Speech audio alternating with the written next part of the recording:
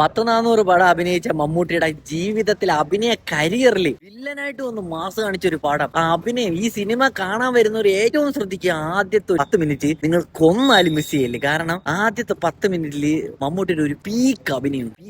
മമ്മൂട്ടി അവിടെ നിൽക്കട്ടെ, വിനായകൻ മമ്മൂട്ടിയെ പോലെ ഒരു മെഗാ സ്റ്റാറിനെ നിർത്തിയിട്ട് ഒരു സീനിൽ കൈയടി വാങ്ങിക്കാൻ പറ്റുമോ? പറ്റും. അത് വിനായകൻ തെളിയിച്ച്.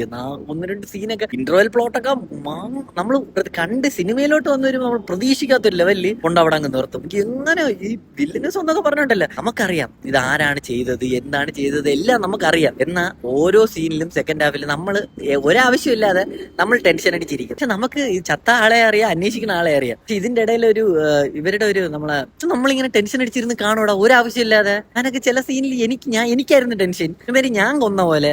അത് ഒരു ഡയറക്ടറിന്റെ കഴിവ് തന്നെ കേട്ടോ. പിന്നെ മമ്മൂട്ടി എന്തിനല്ലേ ഈ വാക്കുകളില്ലടാ. ഈ സിനിമ ഇങ്ങനത്തെ ഒരു സാധനമൊക്കെ ഏത് ലീഡ് റോളിലുള്ള നട എടുത്ത് ചെയ്യുമല്ലേ? അവിടെയാണ് ഇരിക്കണം മമ്മൂട്ടിയുടെ ക്വാളിറ്റി ഇരിക്കണം. സത്യം. പക്ഷെ ഒരു കാര്യം ഞാൻ പറയാം, മലയാള സിനിമയിൽ ബോഡികളിലൊന്നും അല്ല കാര്യം. പക്ഷെ ബോഡികളൊക്കെ അവിടെ ഇരിക്കട്ടെ. പക്ഷെ മമ്മൂട്ടി കമ്പനിയുടെ ഒരു ക്വാളിറ്റി അത് പിന്നെ ഇനി ആരെന്നെ എന്തൊന്ന് പറഞ്ഞാലും കുഴപ്പമില്ല. അവരുടെ സ്ക്രിപ്റ്റ് സെലക്ഷനും അടിപൊളിയാണ്. ഇതൊരു ധൈര്യമായിട്ട് കൊണ്ട് കാണിക്കും. മലയാള പടം എന്ന് പറഞ്ഞ് ഏത് ഇൻഡസ്ട്രിയിലും കൊണ്ടുപോയി കാണിക്കും, എല്ലായിടവും കത്തും. അമ്മാതിരി സാധനം.